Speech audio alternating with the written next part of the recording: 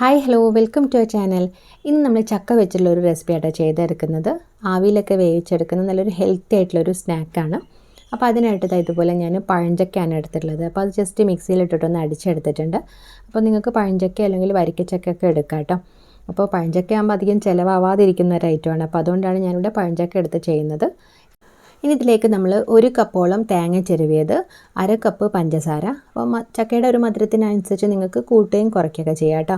പിന്നെ ഇതിലേക്ക് 1/4 ടീസ്പൂണോളം മഞ്ഞൾപ്പൊടി, 1/4 ടീസ്പൂൺ ചെറിയ ജീരകം, 2 ഏലക്കായ ഇത്രയും ചേർത്തിട്ട് നമ്മൾ ജസ്റ്റ് ഒന്ന് അടിച്ചെടുക്കുന്നുണ്ട്. അപ്പോൾ ആദ്യം വെള്ളമൊന്നും ചേർക്കാതെ നന്നായിട്ടൊന്ന് അടിച്ചതിന് ശേഷം പിന്നെ നമ്മൾ മൂടി തുറന്നിട്ട് അതിലേക്ക് കുറച്ച് വെള്ളം ഒഴിച്ചിട്ടൊന്ന് അടിച്ചെടുക്കാൻ കേട്ടോ. ഒരുപാടല്ല, കുറച്ച് വെള്ളം ഒഴിച്ചിട്ട് നമ്മളൊന്ന് ഏകദേശം ഒന്ന് അരച്ചെടുക്കുകയാണ്. ഇപ്പോൾ നന്നായിട്ട് സ്മൂത്തായിട്ട് തന്നെ അരച്ചെടുത്തിട്ടുണ്ട് കേട്ടോ. ഇനി ഇതിലേക്ക് നമ്മൾ അരിപ്പൊടിയാണ് ചേർത്ത് കൊടുക്കുന്നത്. അപ്പോൾ സാധാരണ നമ്മൾ ഇടിയപ്പത്തിനും പത്തിരിക്കൊക്കെ എടുക്കുന്ന ആ ഒരു അരിപ്പൊടി ഉണ്ടല്ലോ, അപ്പോൾ അത് ഏകദേശം 1/4 കപ്പോളം ചേർത്ത് കൊടുക്കുന്നുണ്ട്. എന്നിട്ട് നമ്മൾ ജസ്റ്റ് ഒന്ന് മിക്സ് ചെയ്തിട്ട് ഒന്ന് ഇതുപോലെ തന്നെ അടിച്ചെടുക്കുകയാണ്. അപ്പോൾ അതിൻ്റെ കൂടെ തന്നെ കുറച്ചും കൂടെ നമുക്ക് വെള്ളം ചേർക്കാം കേട്ടോ. നല്ലൊരു ഒരുപാടങ്ങ് ലൂസായിട്ടുമല്ല, കുറച്ച് തിക്കായിട്ടുള്ള ഒരു കൺസിസ്റ്റൻസിയിലാണ് നമ്മൾ ചെയ്യുന്നത്. അപ്പോൾ അതിനനുസരിച്ച് നമുക്ക് എത്രയാണോ വെള്ളം വേണ്ടത് ഒന്ന് ജസ്റ്റ് ഒന്ന് ആഡ് ചെയ്തിട്ട് അരച്ചു കൊടുക്കുക. നമ്മൾ മിക്സിയിൽ എത്ര ചക്കയാണോ നമ്മൾ എടുക്കുന്നത് അതിനനുസരിച്ച് ആ ഒരു വെള്ളത്തിലും വ്യത്യാസം വരും കേട്ടോ. അപ്പോൾ നമ്മൾ കുറച്ച് ചക്കയാണെങ്കിൽ അതിനനുസരിച്ച്, അപ്പോൾ ഈ ഒരു കൺസിസ്റ്റൻസിയിൽ നമ്മൾ ആ ഒരു ചക്കയും തേങ്ങയും അതുപോലെ അരിപ്പൊടിയും എല്ലാം കൂടെ ഒന്ന് അരച്ച് നമ്മൾ റെഡിയാക്കി എടുത്തിട്ടുണ്ട്. ഇനി നമുക്കിത് സ്റ്റീം ചെയ്യാനായിട്ട് ഞാനൊരു ടിഫിൻ ബോക്സ് ആയിട്ട് എടുത്തിട്ടുള്ളത്. എന്നിട്ട് അതിലേക്ക് നമ്മൾ കുറച്ച് നെയ്യോ ബട്ടറോ എന്തെങ്കിലും ഒന്ന് ജസ്റ്റ് സ്പ്രെഡ് ചെയ്ത് കൊടുക്കുന്നുണ്ട്.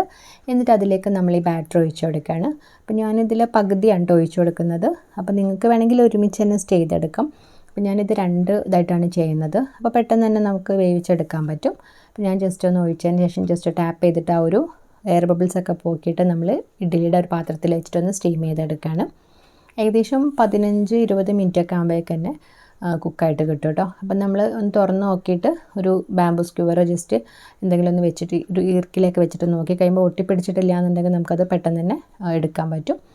ഇപ്പോൾ അത് ചൂടാറിന് ശേഷം ഞാനിത് ഒരു പ്ലേറ്റിലേക്കൊന്ന് തട്ടി കൊടുത്തിട്ടുണ്ട് കേട്ടോ. അപ്പോൾ നമ്മൾ താഴെ ബട്ടറൊക്കെ ആക്കിയോണ്ട് തന്നെ പെട്ടെന്ന് അത് വിട്ട് കിട്ടിയിട്ടുണ്ട്. ഇനി ഞാൻ ആ ഒരു പാത്രത്തിലേക്ക് തന്നെ ആ ഒരു ബാക്കി ബാറ്ററും കൂടെ ഒന്ന് ഒഴിച്ചിട്ട് സ്റ്റീം ചെയ്യാൻ വെക്കുന്നുണ്ട്. അപ്പോൾ ഇത് നന്നായിട്ടൊന്ന് ചൂടാറിയിട്ടുണ്ട് കേട്ടോ. നല്ല പെർഫെക്റ്റ് ആയിട്ട് തന്നെ കിട്ടിയിട്ടുണ്ട്. നല്ല സ്മൂത്തായിട്ടുണ്ട് ആ താഴെ ഭാഗത്തൊക്കെ കേട്ടോ.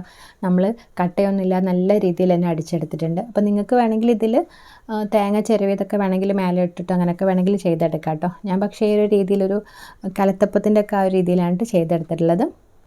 ഇനി നമുക്ക് ഇഷ്ടമുള്ള ഷേപ്പിൽ കട്ട് ചെയ്തെടുക്കാം കേട്ടോ. അപ്പോൾ നമുക്ക് വളരെ ഈസി ആയിട്ട് യാതൊരു എണ്ണയൊന്നും യൂസ് ചെയ്യാതെ വളരെ ഹെൽത്തി ആയിട്ടുള്ള ഒരു റെസിപ്പിയാണ് നമ്മൾ ചെയ്തെടുത്തിട്ടുള്ളത്.